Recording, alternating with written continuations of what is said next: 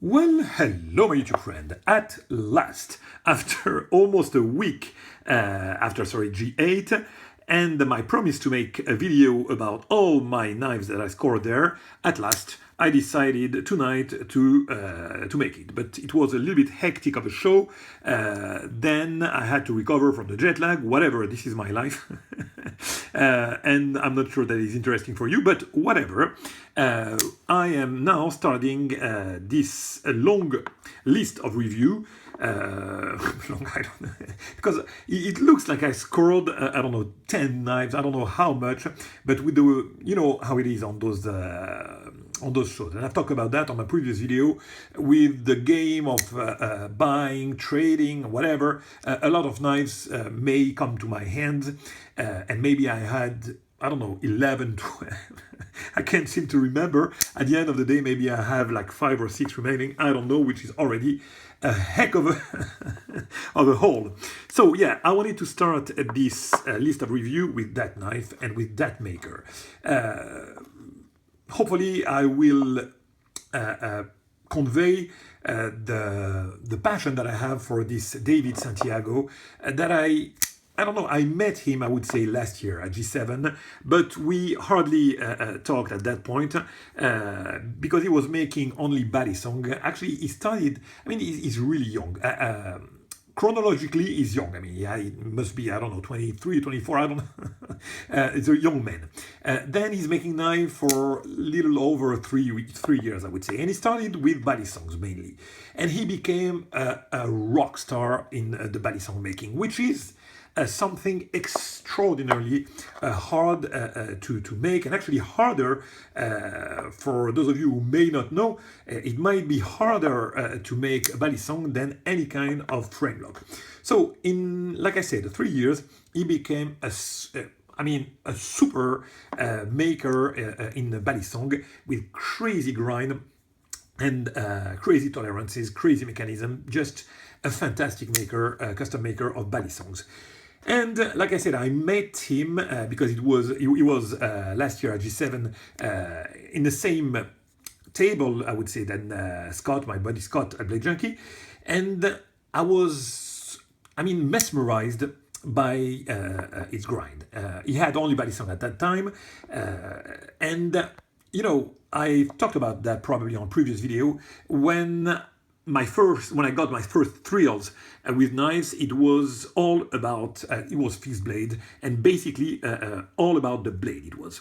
And as of today, 90%, if I had to put a number, I don't know why I have to come with a number, but I would say the most important part for me of the appreciation of a knife is the blade. Even though I am more prone to have folders, I'm not really a fixie man, I don't like really balisongs or whatever, the blade is the main important part on a knife for me, and I can live with a folder with a regular, I would say, handle, but with an extraordinary blade. But the contrary, I couldn't stand it. I mean, the best handle wouldn't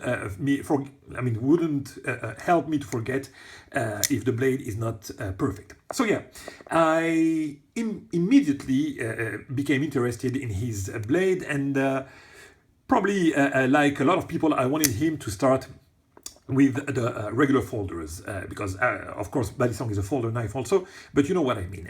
And actually he did during this year. I mean, basically he started making his first folder, I would say, some months ago. He started with liner locks, and I think he made no more than 4 or 5 liner lock, and now he came with G8 with those frame lock, which was a surprise because after making 4 liner locks, he came with his first frame lock, and I can say with a kind of confidence that I'm probably one of the first, if not the first, to hold one of his frame lock, which is to me, I consider that a honor, an absolute honor. Yeah, one of the first, if not the first, to experience that. And let me tell you that much, this is a great folder, a great frame lock. We're going to talk about it, but there are not a much of a flaws to describe on that knife, which is, to me, incredible.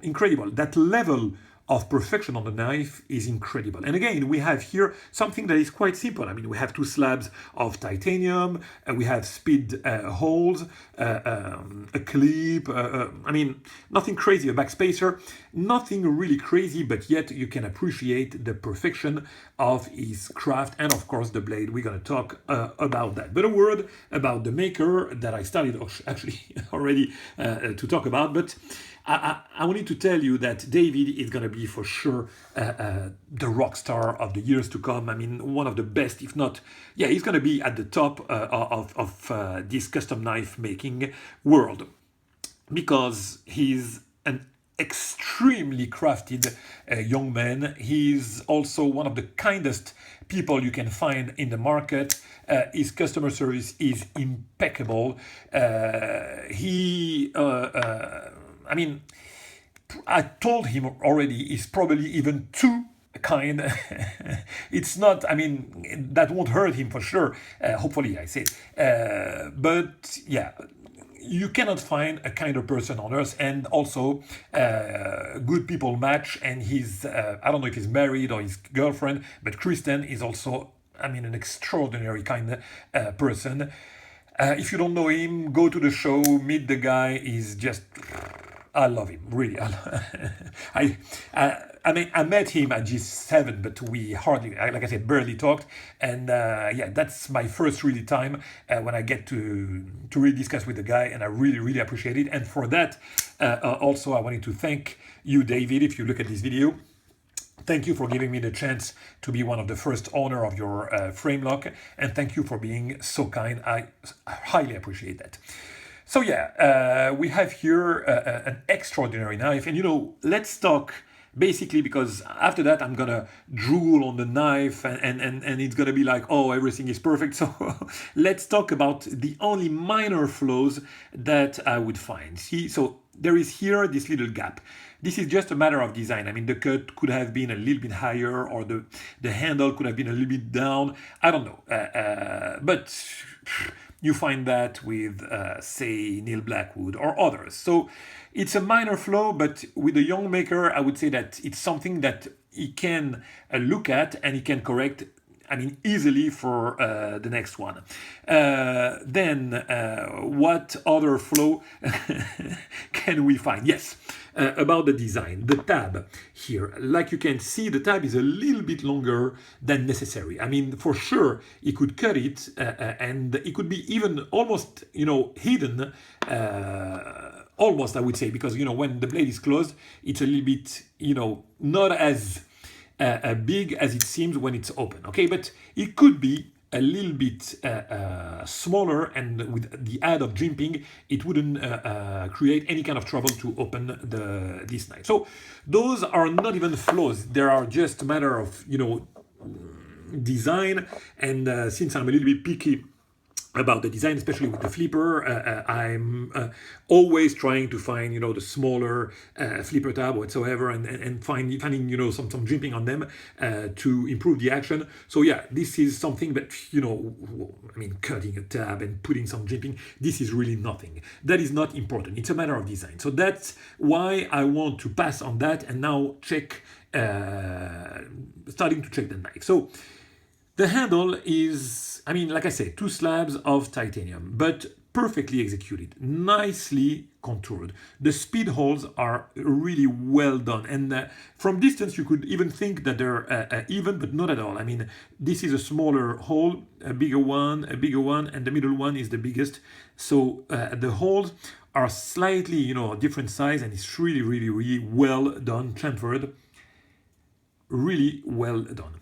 I absolutely adore this pivot, you know, pointy like that. Very nice. On the other side, regular hardware.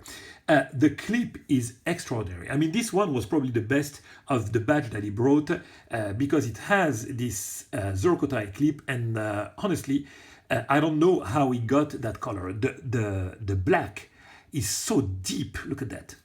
Extraordinary deep.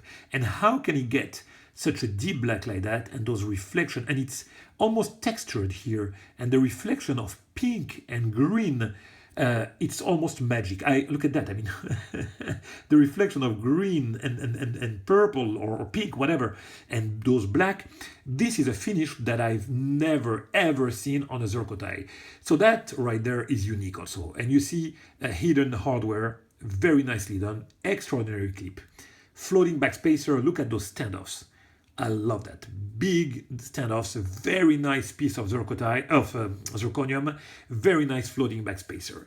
Now let's talk about the mechanics spec because time is running. I talked more about design, the maker and everything than the knife itself. Look at the centering. It is absolutely spot on. The action is incredible, and this one, that's also a matter of a pride for me.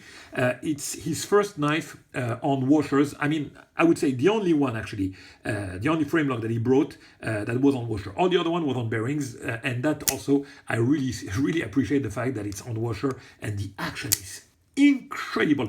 Understand that this is his fifth maybe a flipper, and the action on washer is just great. So you don't have the strong, detent. When I say strong detent, the stronger detent. There's no need for a detent to be stronger than that because this won't open by accident. As you can see, I mean, the retention is great and the action flips like a rocket. So it can be more than that, but it's useless. I mean, this is just an incredible action, absolutely perfect. Now check that. Early and steady engagement. Very nice lock geometry. It is rock solid. I'm filming like with one hand, so I cannot test it for you, but there is absolutely no movement whatsoever, whether it's front to front or side to side. Absolute perfection on all the mechanics of this knife, and again, it is his first frame lock, and it's already absolutely perfect. And believe me, I tested all the three others. They were all exactly the same. And I wouldn't imagine David letting a knife out of his shop if it was not perfect. And yeah, this one is absolutely. And the other one, of course, you will have the action that you can expect with the bearing, so it's going to be even smoother than that. But believe me, I like that better because look at that. You hear absolutely no noise. I've talked about that relentlessly. This is how you appreciate the smoothness. Strictly nothing. It's smooth as they can come. Just incredible. So now, like we said, nice artistry.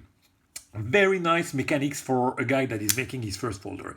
Now the blade. The blade won't come as a surprise because, as I say, the guy, it's his main quality is known already for that, for making absolutely incredible blade. And I couldn't be happier than with this one because he's using a lot of Hammond with the W2 blade, and he's making those Hammond that I don't really like actually.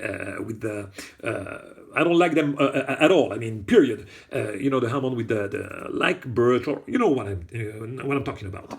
And usually I like more, a nice hand rub. And he's doing really extraordinary hand rub. But on this one, I've got the best of both worlds because actually, it's a hand rub, and as you can see here on the tip. Here on the other side, you have this nice, it's a Hammond actually, Hammond with a hand rub finish. So here I consider that I have the best of both worlds. I have this extraordinary signature grind that he makes with this beautiful swedge, this long tanto, very, very nice. Look at that. The hollow here is absolutely perfect. The tip is perfect. It's sharp as hell. The grinding skills are, like I said, among the very best, and his hand rub is just fantastic. And adding to that, this subtle Hammond is just extraordinary. So yeah, like I said, to me, I consider him to be one of the elite already of knife making, and I'm sure that he's going to bring us a lot of surprise in the years to come, and I can't wait to experience and to look him, to check that young maker rise and grow better and better.